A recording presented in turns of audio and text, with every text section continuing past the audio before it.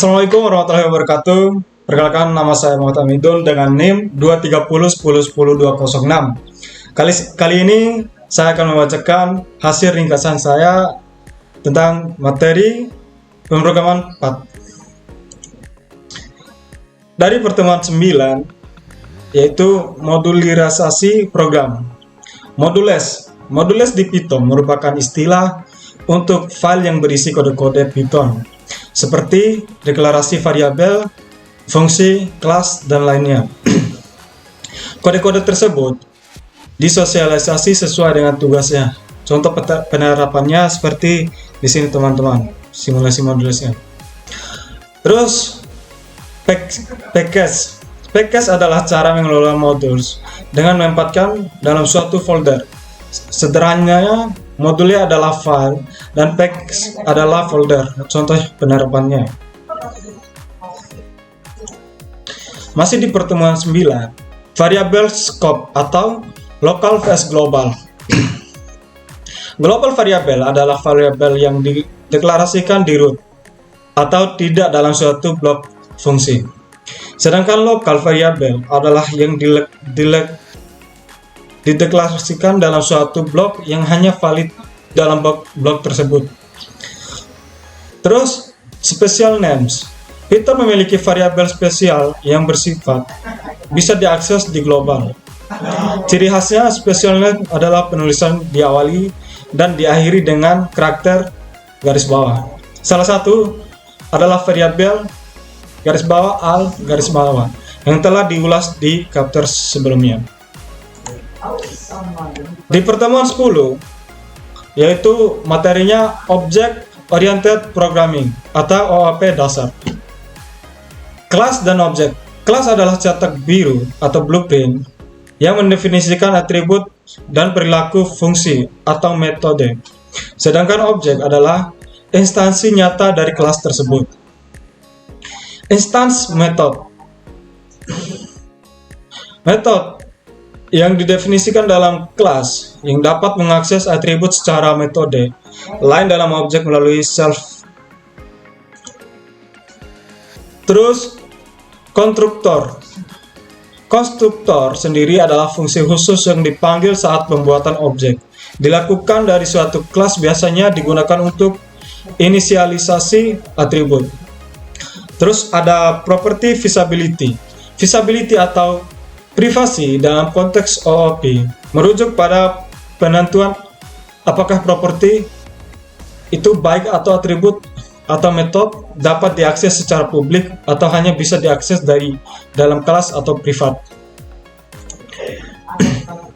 Masih di pertemuan 10, instance dan kelas atribut. Instance atribut adalah variabel yang terasosial dan instan objek. Jadi pengaksesannya harus lewat objek. Contoh penerapannya seperti berikut ini. Terus kelas atribut adalah variabel yang tersosiasi dengan kelas.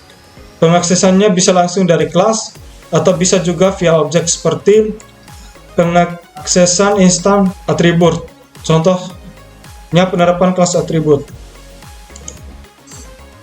Nah, di pertemuan 11 yaitu OOP lanjutan. Kelas metode. Kelas metode adalah metode yang pemiliknya adalah kelas dengan pengaksesan adalah via kelas. Berada dibanding instance methods. Diperuntukkan untuk instance objek. Static method. Selain dua metode tersebut, ada lagi jenis metode lain bernama static method atau metode statis yang ciri khasnya adalah pemilik decorator, add static method, dan memiliki parameter imply self maupun CLS.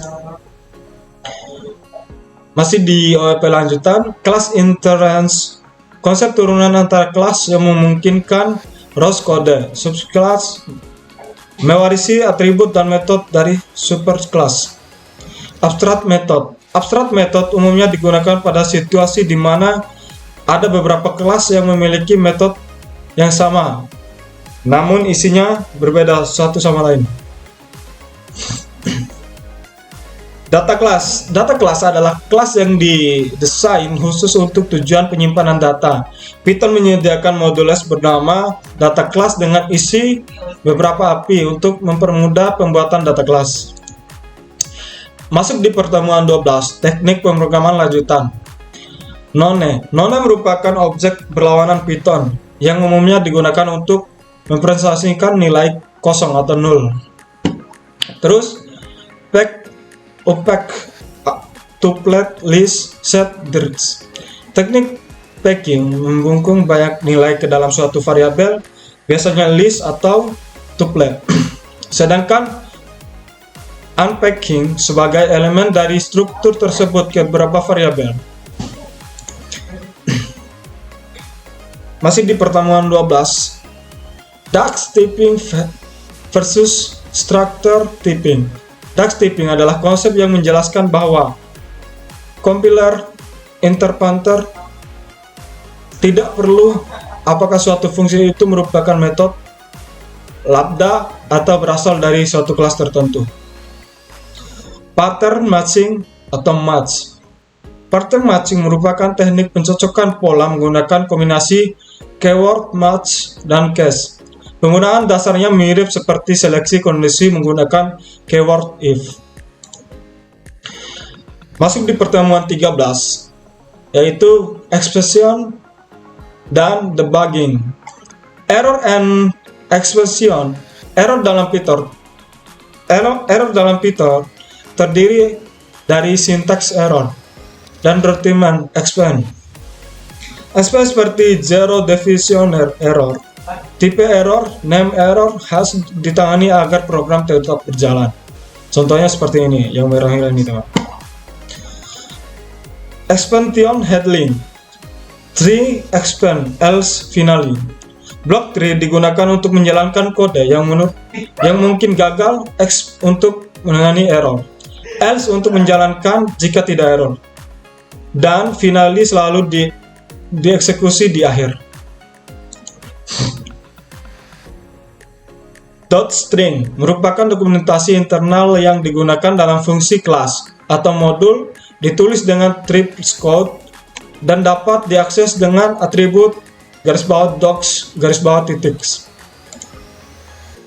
Masuk di pertemuan 14, manipulasi file dan CLI.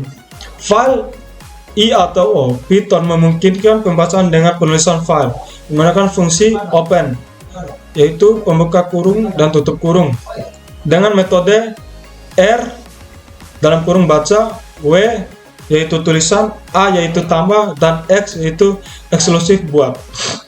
Contoh penerapannya ini. CLI, argumen dan flag. Umumnya program yang dibuat untuk keperluan tolling ataupun utility lainnya, banyak bermanfaat command line. Interface argumen ini, Python mengenal dua jenis CLI argumen, yaitu raw arguments atau cukup arguments dan flags.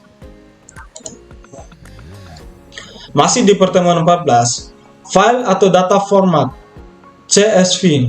Modul CSV digunakan untuk membaca dan menulis file CSV yang umum dalam pengolahan data tabular. Terus file atau data format JSON. OpenJSON Python umumnya dilakukan terhadap data yang tersimpan di dalam variabel atau memori atau data yang tersimpan di file. Di pertemuan 15 yaitu teknik lanjutan dan konsep tambahan. Data time, time zone. Modul data time menangani tanggal, waktu, dan zona waktu. Contohnya di sini teman-teman. Data time, parsing dan formatting.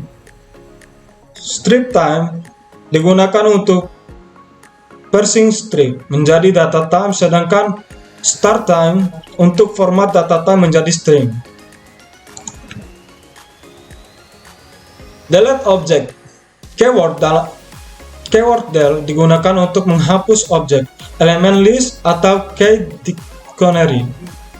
Enumeration atau enum adalah nilai konstan, umumnya disiapkan untuk mempresentasikan sekumpulan data. konstan yang konteks masih sama. Eval dan fungsi eval untuk mengeksekusi fs, fungsi excel untuk mengeksekusi sintaks Python, dan fungsi komplain, iterable dan iterator. Objek iterator dapat diulang atau loop. Iterator adalah objek yang menghasilkan item satu persatu. Masih di pertemuan 15, generator dan yield. Generator menghasilkan urutan nilai secara efisien menggunakan yield, ide untuk mengelola data besar. Oke, mungkin sekian rangkuman materi yang bisa saya sampaikan pada kesempatan ini. Bila ada kekurangan, mohon dimaafkan. Wassalamualaikum warahmatullahi wabarakatuh.